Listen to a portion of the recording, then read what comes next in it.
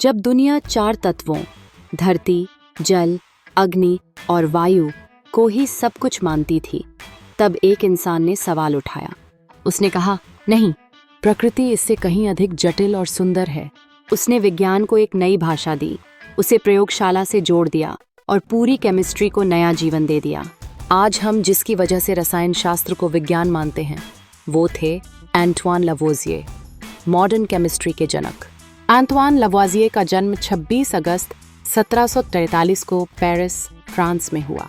उनका परिवार संपन्न था। उनके पिता पेशे से वकील थे और चाहते थे कि एंटवान भी वही राह अपनाए। उन्होंने कॉलेज माजारिन से पढ़ाई की, जहां उन्होंने खगोल विज्ञान, वनस्पति विज्ञान, रसायन विज्ञान और गणित में गहरी रुचि दिखाई। हालांकि उन्होंने कानून की डिग्री प्राप्त की, लेकिन उनका मन विज्ञान में ही रमता था। वो प्रयोग करते रहते, अवलोकन करते और अपनी छोटी सी प्रयोगशाला में नए नए तत्वों को समझने का प्रयास करते। 1967 में उन्हें फ्रांसीसी विज्ञान अकादमी में सदस्यता मिली। ये उनके जीवन का बड़ा मोड़ था। अब उनके पास वो मंच था जहां वे अपने प्रयोगों को दुनिया के सामने रख सकते थे। उन्होंने वायु की प्रकृति और उसके घटकों पर काम करना शुरू किया। उस समय ये माना जाता था कि चीजें जलने पर अपना एक फ्लोजिस्टन नामक तत्व खो देती हैं, एक काल्पनिक गैस। लवोजियर ने इस सिद्धांत को चुनौती दी। लवोजियर ने एक अद्भुत प्रयोग किया।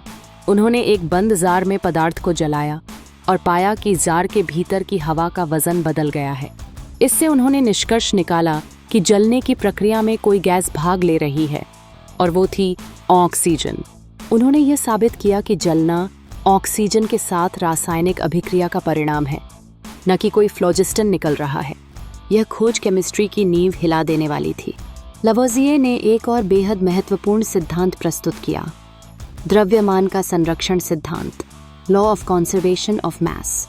उन्होंने बताया कि किसी रासायनिक प्रतिक्रिया में कुल द्रव्यमान स्थिर रहता है, यानी कोई पदार्थ नष्ट नहीं होता, वो बस एक रूप से दूसरे रूप में बदलता है। Nothing is lost, nothing is created, everything is transformed. एंटवान लवोजिए ने रसायन विज्ञान की शब्दावली को वैज्ञानिक रूप दिया।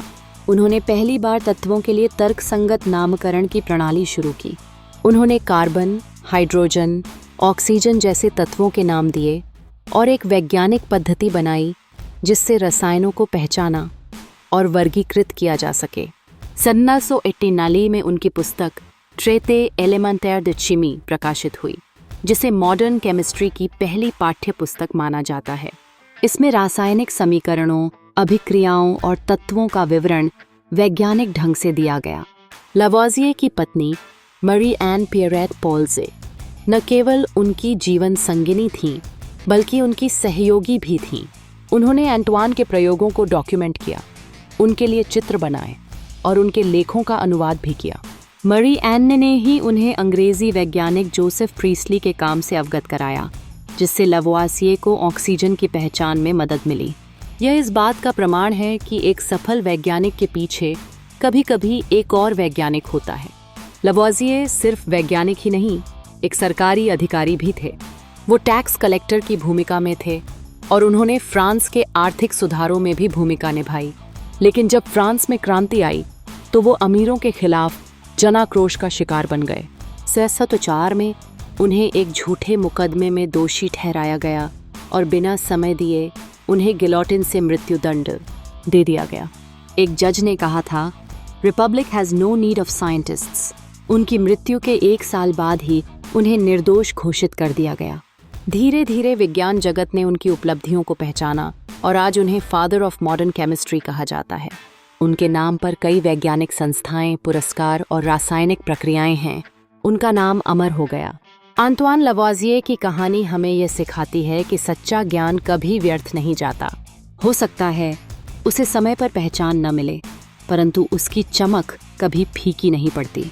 उन्होंने विज्ञान को अंधविश्वास से निकाला और उसे एक व्यवस्थित, प्रमाण आधारित अध्ययन बनाया। वो आज भी हर केमिस्ट्री छात्र के दिल में जीवित हैं। अगर आपको ये कहानी प्रेरणादायक लगी तो वीडियो को लाइक और शेयर करें, चैनल को सब्सक्राइब करें और कमेंट में बताएं कौन सी वैज्ञानिक कहानी आप अगली बार देखना चाहेंगे।